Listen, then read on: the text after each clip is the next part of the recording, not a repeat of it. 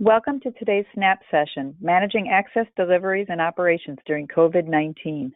I'm Suzanne Silverman, Editorial Director of Multi-Housing News, and I'm talking with Kent Woodyard, Business Development Leader at Amazon, Cyrus Claffey, Founder of Butterfly MX, and Stephen Boyack, CEO of CA Management. We are recording this session, and it will be available for later viewing. In addition, we're going to leave some time at the end to answer your questions, but please feel free to submit them at any time during the webinar. Internet retailing was already on the rise before the arrival of the novel coronavirus. With most Americans now staying home and social distancing the required norm, home deliveries of packaged goods have increased still more, with the added challenge of hands-free delivery. In many cases, the property management office itself is now closed. So let's talk about how best to manage deliveries during these difficult times. Cyrus, why don't you start us off and tell us how property access has changed during COVID-19? Hey, thanks, Sue. I'm glad to be here, and that's a great question. Property access has changed a lot, just like the world around us. Pre-COVID-19, property access was really about enabling convenience for the people and services that mattered. When we spoke with developers and property managers, they were primarily concerned with providing their residents with a living experience that matched their lifestyle, one in which access to anything was just a tap on their smartphone away. However, with all the health and wellness concerns surrounding COVID-19, we all know that people's lifestyles have changed dramatically. Now, we're all being asked to work from home, interact less with others, and do most of our shopping online. So property access has gone from enabling resident convenience to ensuring resident safety. And we've seen this change most dramatically in how people are using our products and services.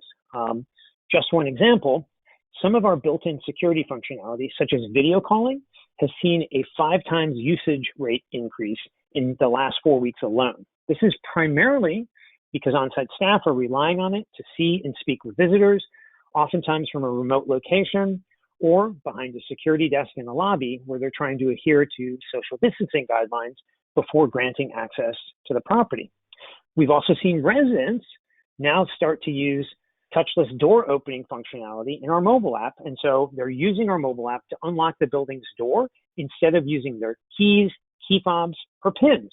And lastly, I have to mention that with the onslaught of deliveries due to the explosion of e-commerce, we've seen a huge demand for our package room solution as property managers see the value of the partnerships we've created with providers such as Amazon, in which we grant UPS and FedEx drivers access to complete their delivery without the involvement of building staff.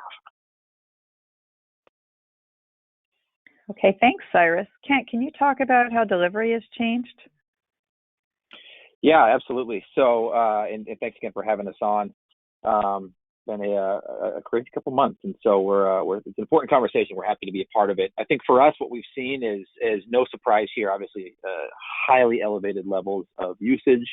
And really kind of a switch in how people view e-commerce, not just Amazon, but e-commerce in general, where it's less of just a convenient way to shop, and it's become more of a public utility almost. It's like an essential lifeline.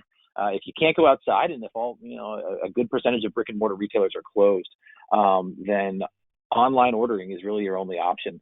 And so that's what we're seeing from our customers. Just to read one quick anecdote. This is from a lady posted this on social media saying, "Thank you, Amazon. Thank you, Whole Foods. Your grocery delivery saved us. A family member was hospitalized, not flu related.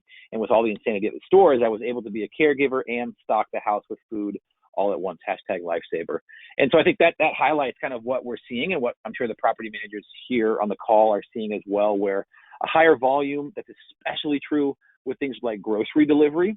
Fresh delivery and groceries have long been kind of the last remaining holdout where the majority of the shopping was happening on brick and mortar in physical stores. But we've had a kind of forced adoption over the past 6 weeks for people who maybe weren't comfortable with it or just didn't think it was their cup of tea. Now they have no choice. And so they've had to convert to online grocery shopping. And so that is, we're seeing a lot of that as well, where folks are now just depending on this. And so in terms of the other kind of cohort, and for my role here specifically at Amazon, I work on our hub locker team. So we have Amazon package lockers in almost 4,000 properties across the country, in addition to another 8,000 retail lockers that are out in front of 7-Elevens, Whole Foods, Rite Aids. And so these unattended pickup options. And that unattended part is obviously very critical these days as we're all trying to practice social distancing and not just protect the customers, but also protect our delivery drivers who are out there on the streets as an essential service, but also wanting to not have to interact if we can avoid it.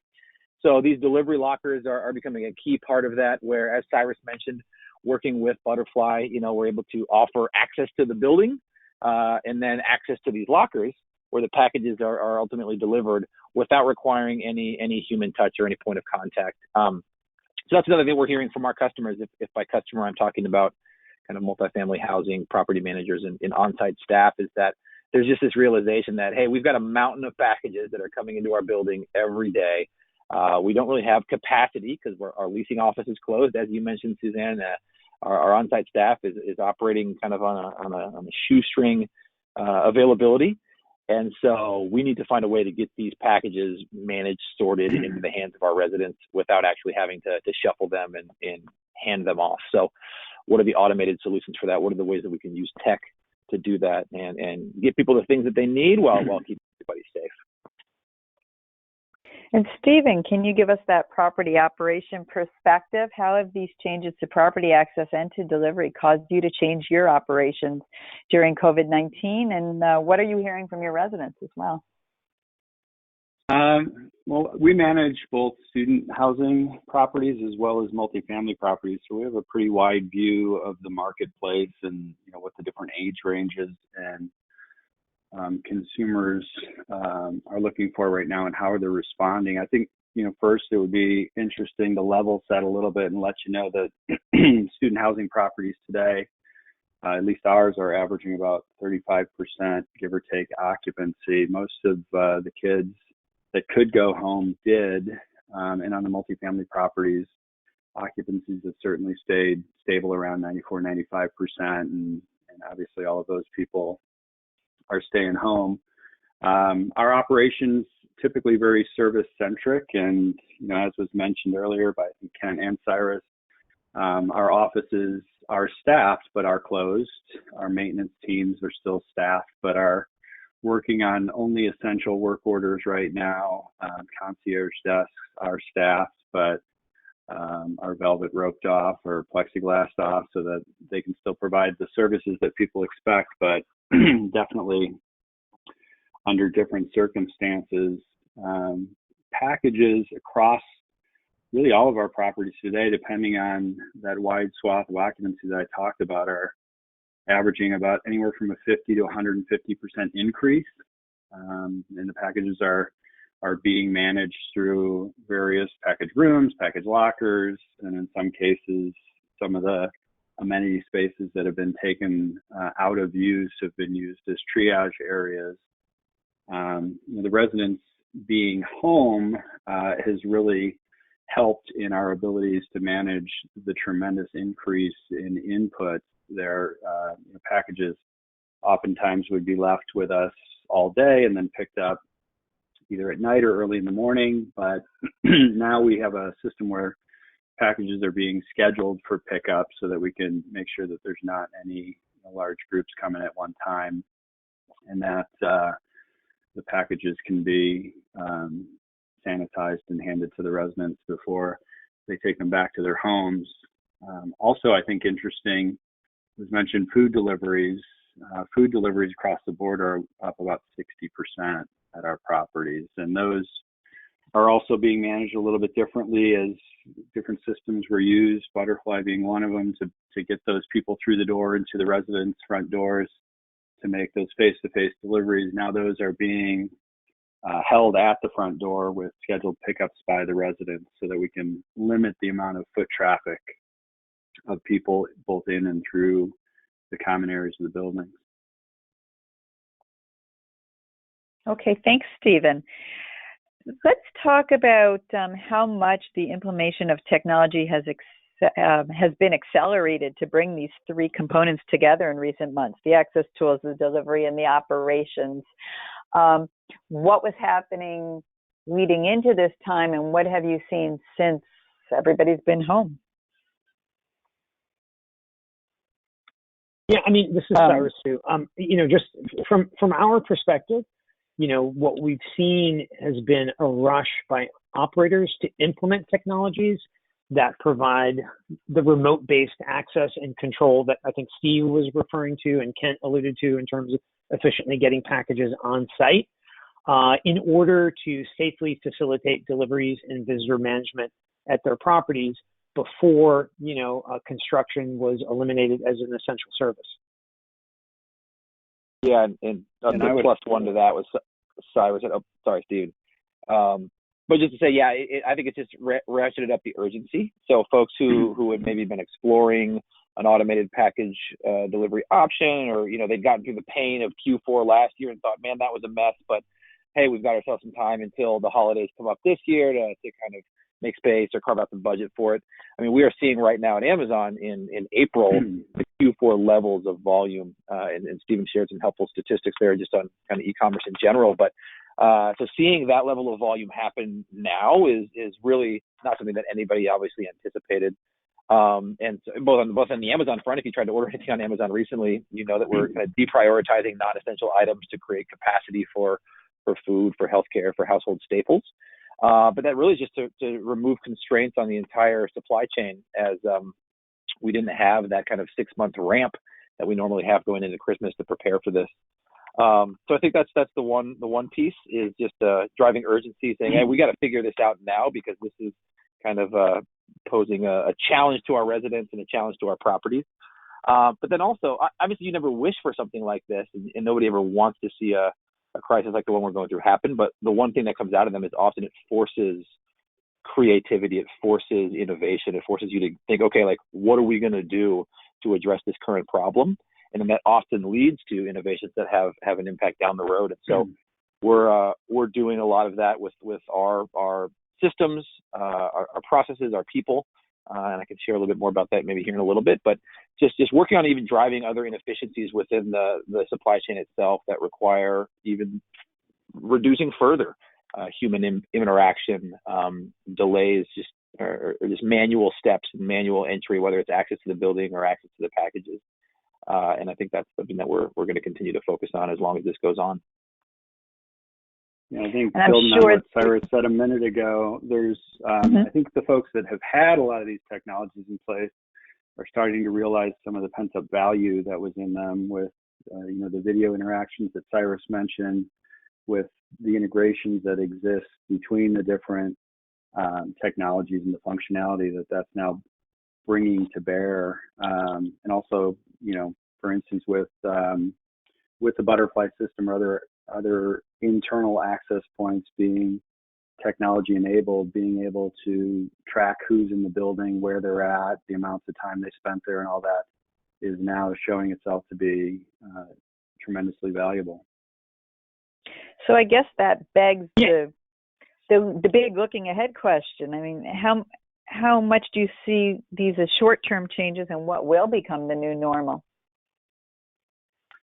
Well, I think no one would argue that some of the forced changes that have happened in the amount of time that we've been held under them, there's going to be a tremendous amount of stickiness just in behavioral change. And then there's going to be, I think, a lot of change in just people's comfort levels with things. So I think, things like access systems at the front door, or even just tech-enabled access, to me has always been in my mind a table stake, and that's been an argument with a lot of owners. I think they will now see the value that access, controlled access, and virtual access bring to the table, because I think we've seen a tremendous increase in the amount of virtual service that we've been able to provide.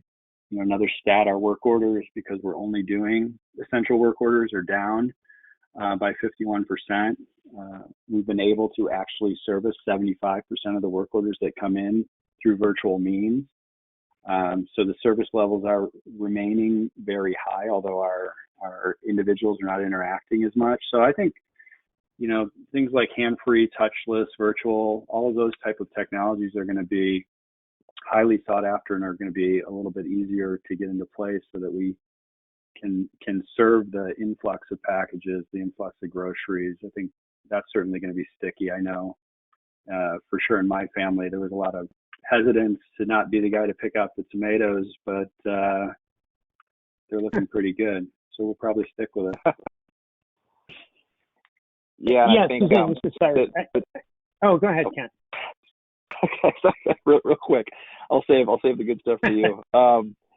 But yeah, I think a couple of different things that we're going to see going forward, and we talked about this a little bit when we were preparing for this webinar, that this whole harkening back to, oh, we can't wait to get back to normal and we can't wait for life to go back to how it used to be. I think we all realize to some degree that's going to look different than it looked in January. And I think a hallmark of that is both, as Stephen was saying, an elevated level of online orders, of e-commerce, driven not just by the change in behavior, but by every brick and retail mortar that I know right now. If they are shut down, their focus is on ramping up their online store, ramping up their e-commerce capabilities, making that a more core part of their business. And so we're kind of seeing this rising tide across the industry.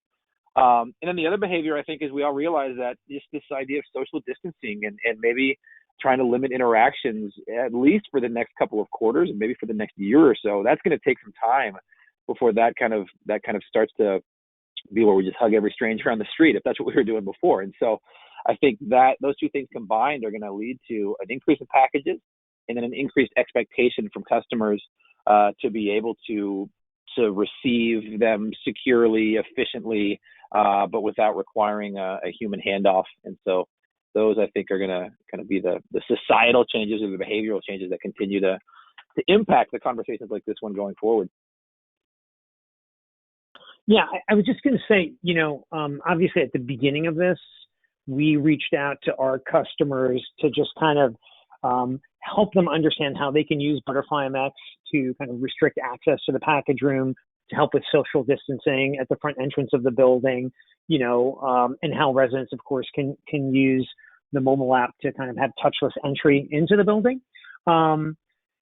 And a point that I think both Kent and Steve have made is like, look, you learn so much from how your customers are using your technology platform, and then you kind of bake that into the platform as you go forward, and you share that with all your customers so that everybody can benefit from kind of those things that people are using in the wild. We've basically used kind of an idea from a customer where with our package room, you send a virtual key that has a limited duration and length to a customer who has a package in the package room. They have to come get it, and then they leave, but that restricts access to the package room and helps create social distancing.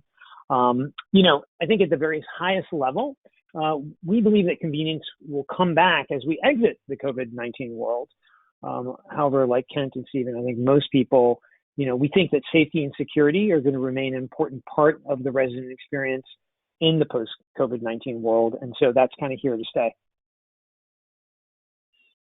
Okay, well, as we're talking about the future and how this extends to other aspects of life, there's not a whole lot, I think, of use of unit-level service providers like dog walkers and house cleaners right now. But as we get back into normal life, whenever that may be, and these kind of services become more active again, Stephen, with your properties, how do you see access technology applying to these businesses to ramp as they're able to ramp back up? And then Cyrus, I'd love to hear from you about that as well.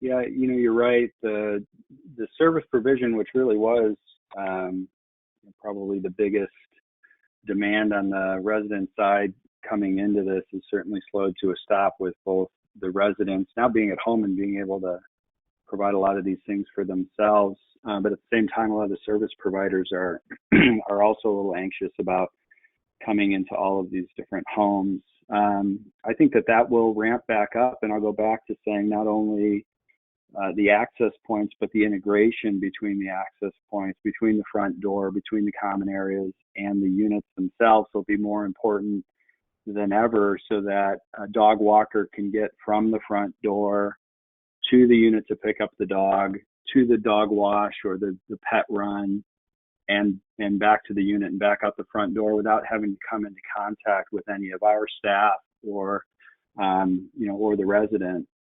Nobody will have to stand and pull a key and do a lot of touching and things like that.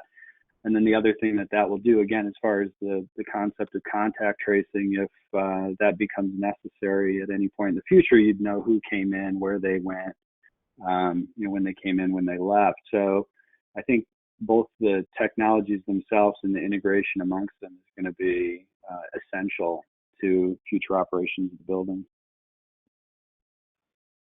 Yeah, I couldn't agree more with that. I mean, basically, for many years, we've heard from multifamily owners and operators who want to provide their residents with a high-touch living experience, right, but don't have the capital to invest in the workforce to support this. So instead, they've been forming partnerships with third-party service providers, the WAGs of the world, the Rovers, the TaskRabbits, to provide their residents with a high-touch living experience. In order for those partnerships to work, the operators need to be able to grant access to the front of the building. And so they've turned to us to provide one-time, verified access to these third-party service providers. I think as Steve just touched on, in a post-COVID-19 world, there's going to be greater concern about limiting access to the service providers to just those areas that they need to get to inside the building. So we anticipate playing a much more important role to kind of meet that need in the future. I think the other thing too is grocery deliveries, as Kent was saying, become more ubiquitous in the buildings. How will the buildings handle those? We don't really have currently areas to store a lot of non-perishable or perishable items. We might have some refrigeration, but certainly not enough to handle 60% of the residents ordering the groceries online. So whether they end up in a refrigerated storage room of ours or direct delivery to the resident's fridge, that's something that's going to need to be figured out on a go forward. Yeah. If I could just make one more comment, Suzanne, I think, one of the things we've been talking about, all of us have been focused kind of on the resident experience and consumer behavior and on kind of the end customer and the impact. But one of the things that we always focus on is also like, what's the property manager experience going to be like? And a dynamic that we all see coming from this is not just health and behavioral, but economic. We know that rent is going to be a challenge for many folks in the months ahead. We know that that's going to tighten margins and just operating budget for properties. Hopefully not, but I'm sure there's going to be some evictions that result from this. And so all of that just places kind of downward pressure on the property management's bottom line ultimately. And so from that, I think what that's going to drive is a need for your on-site staff, for your on-site team to be as efficient as possible, as focused on the right things, which is going to be serving residents and potentially filling vacancies. And so any time spent, if it's letting a dog walker into the building, if it's receiving a carrier delivery, if it's shuffling around in a package room trying to root around and find the box for a resident, like all of those things are going to be time lost and time wasted by property staff. And so having automated, touch-free technological solutions for these things, I think, is going to become that much more critical from an efficiency and a budget standpoint. And I guess that can apply also to prospective tenants who are touring the property. Some opportunities Absolutely. there, Cyrus? Yeah, I think it'll become like Cyrus has some thoughts there, but I think also becoming kind of an amenity that prospective tenants are looking for and expecting to see as a differentiator. Yeah, I mean, look, just to tack on to Kent's point, I mean, I think that like what's happened is that people are now employing these technology systems, lockers, package rooms, front entrance smart intercom, IP-based access control, right? And they're employing it in a way kind of that they've never really done before, and they're seeing the value there, right? And to Kent's point, this is going to only accelerate kind of going forward for a variety of different reasons. They're finally seeing the value. There may be economic pressure to try and do this, and we live at a very interesting time in the prop tech world, and Steve has certainly seen this as kind of an old industry hand who's been through different kind of waves. But we finally have an ecosystem that's formed between all kinds of different prop tech companies that can provide different end-to-end solutions, whether it's us letting the UPS guy in the front door, handing him off to Amazon and then to our package room, right? It's a business partnership that we have, or us with some of the smart home companies, or the smart home companies with energy management companies, right? So you have all of this going on, and this event is, I think a lot of people feel, is going to accelerate that adoption for the variety of reasons that I mentioned.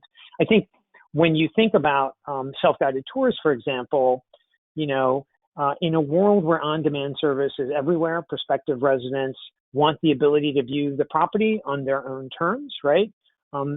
This will not only get accelerated because people are worried about getting too close to others, right? You want to kind of keep your social distance, so to speak.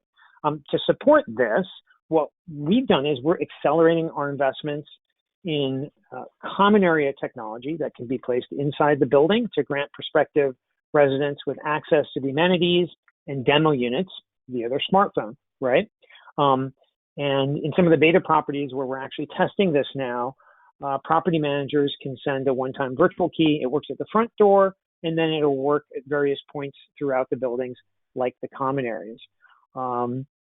It's a big step toward allowing prospective residents to view the property on their own terms while making operations more efficient by removing the need for individuals to guide new prospects to the property. And that was a point that Kent just made about kind of freeing up your staff's time, right, to focus on the more higher value things that they have to do while you use technology to implement other workflows and make the building more efficient. Anybody have anything more to add? I would just say it's likely going to become another necessary arrow in the quiver. It'll solve existing long-standing problems of overflow touring or after-hours touring, but at the same time, to Cyrus's point, there will be a certain group of people that will either take a considerable amount of time or will never get back to feeling comfortable being in close quarters with large groups of people. So to be able to serve them well is a strong desire of ours. Okay, so before we turn to Q&A, I would just like to ask each of you in, say, 4 or 5 words, but I won't grade you on whether you go under or over. Could you please offer your key takeaways for our audience? Yeah, I think I'll hop in first. Expect, just kind of summarize a lot of conversation, but expect the volume that you're seeing now to maybe not stay at the same level. Expect them to stay elevated at least. So elevated volume of packages coming into your building, and expect an elevated desire for that to happen in a hands-free, secure, and unattended manner. Okay, Stephen? I would say, a lot of the buzzwords that we've used or keywords around hands-free, touchless, virtual, all of those will remain, I think, highly necessary as we deal with the topics that we've talked about so far on this call. But, one of the phrases I think that's been thrown around the last several years in designing buildings and amenities and services is the concept of being alone together and how people really enjoy, that from a design and service standpoint. But I would challenge it and say for the immediate future, technologies that allow us to be together alone are the ones that will probably get the most play. And we've seen that with Zoom meetings and, all this other stuff. People are looking for opportunities for virtual engagement to make them still feel connected. So I think that's where a lot of our headspace is going to be spent in the near future. Okay. That's a really interesting point, Steve. I think from my perspective, I think the things like the biggest takeaways are really you're going to see an acceleration of prop tech into buildings and building operations.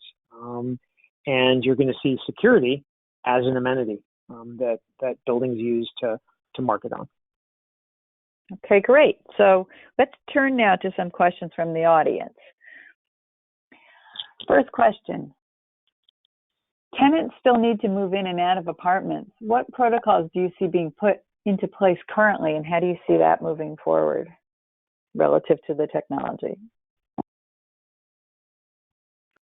We're in the process of designing what we're calling a hands-free move-in right now. And the technology that we've been talking about throughout this call is certainly going to be a key player in that.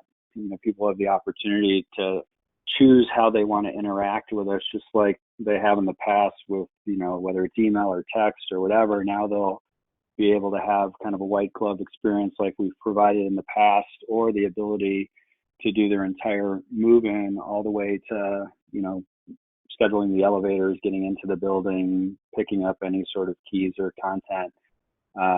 We'll have a fully virtual option for them as well. Okay, thank you.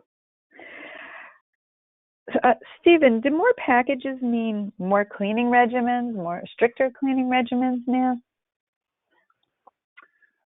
Well, I think more people means more people and heightened concern mean elevated cleaning protocols for us. So, throughout the pandemic, we've had an elevated cleaning regimen in place for all high touch surfaces in the buildings.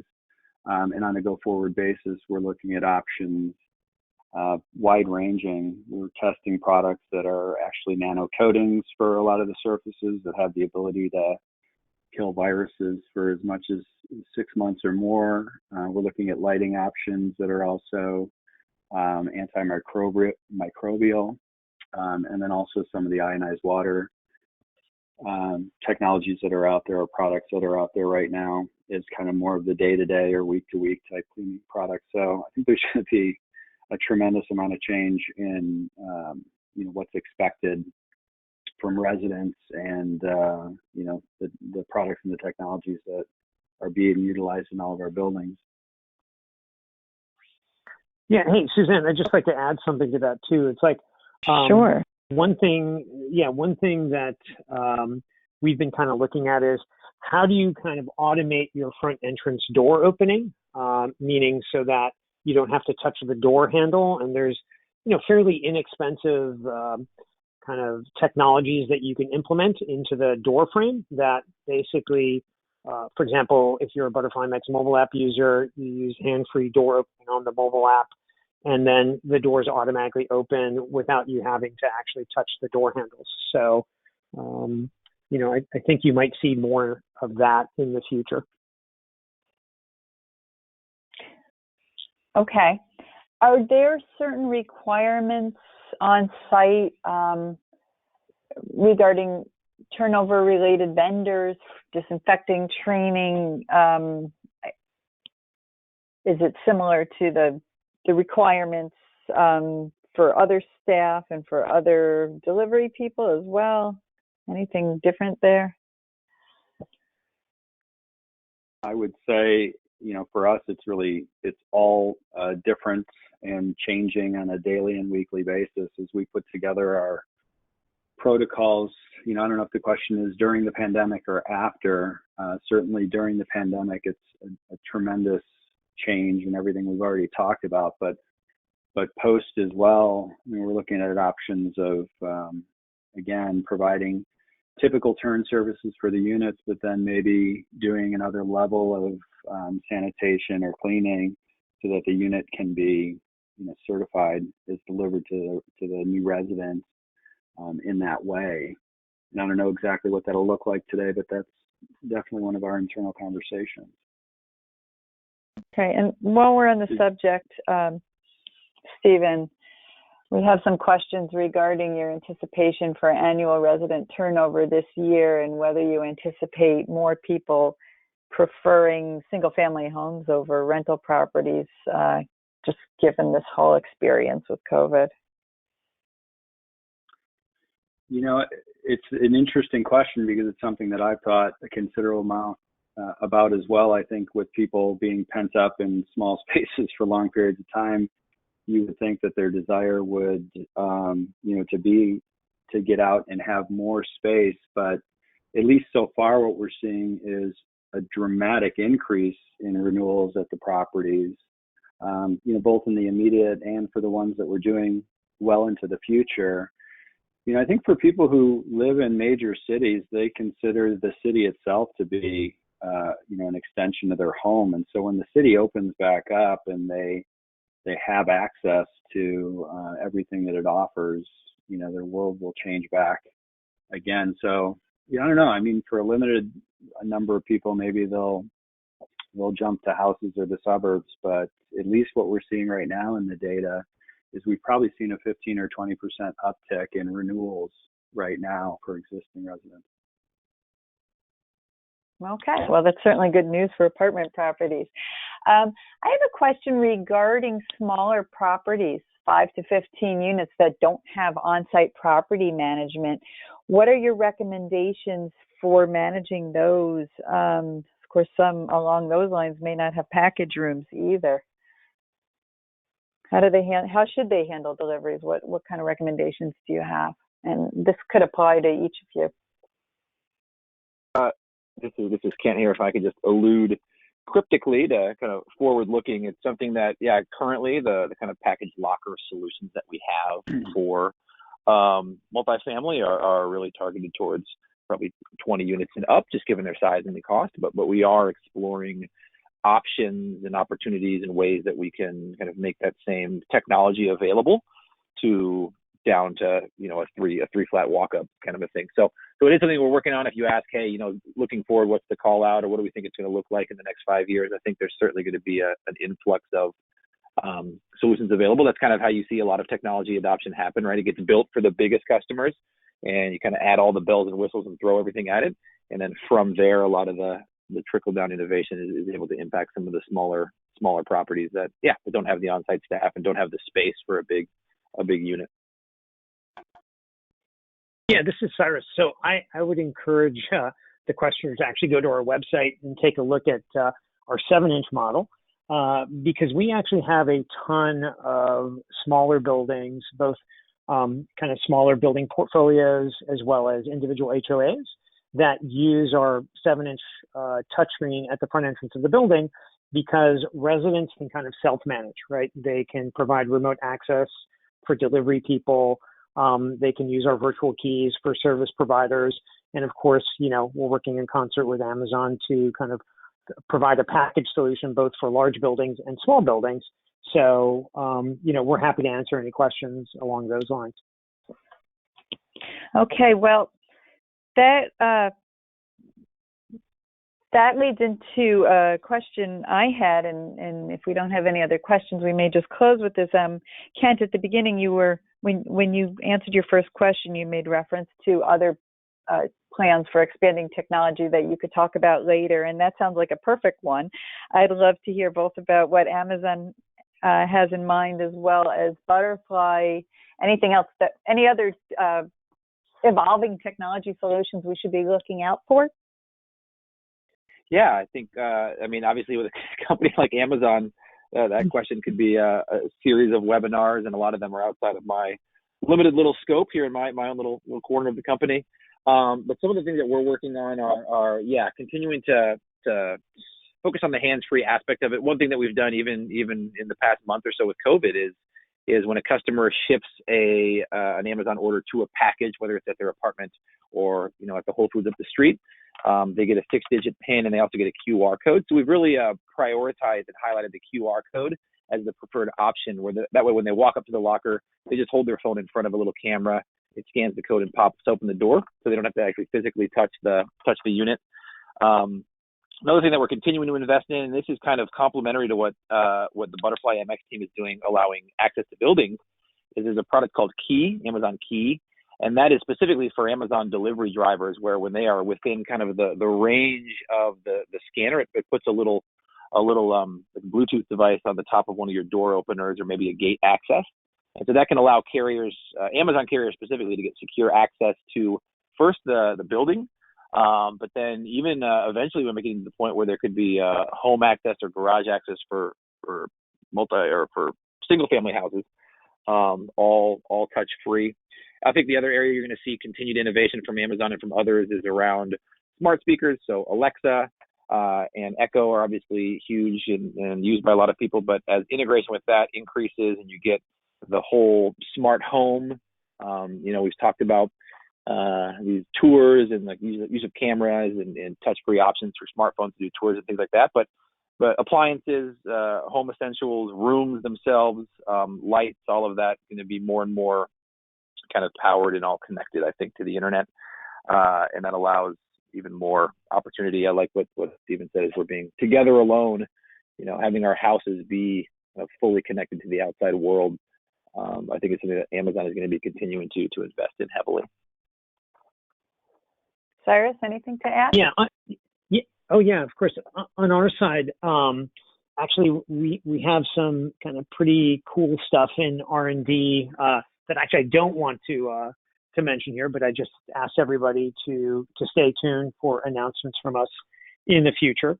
But I did allude to our common area kind of access control platform that we're now betaing with a few customers, which essentially allows you, if you're a resident, it extends that resident experience from the front entrance into the different common areas of the building.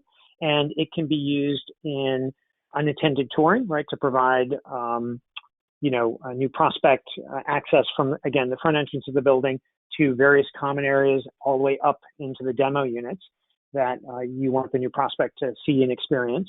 And then I would also just underscore, our philosophy has always been to partner with best of breed companies like Amazon, like all the other prop tech companies in the multifamily space, because, we understand that every owner has their kind of smart home solution they like. Every owner has a particular door lock that they've been using for a long time or that they like.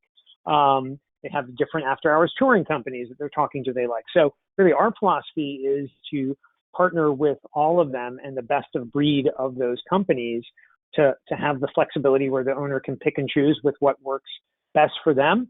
But we're always facilitating access to the front entrance of the building and now to the common area and other parts of the building to provide that end-to-end solution, whether it's for new prospects touring, whether it's for your packages, or whether it's just really to provide the resident a better experience throughout the building and controlling access to the various spaces that they want to go to.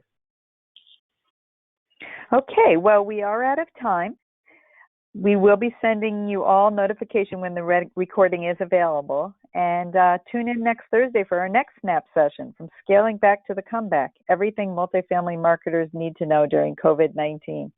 Thank you again to our sponsor, Butterfly MX, and thank you to all of our speakers for this very helpful discussion. Thank you, Suzanne. Yep. Thanks, Suzanne. Thanks for having us. Yeah, great. Thanks, everybody. Thanks, Suzanne.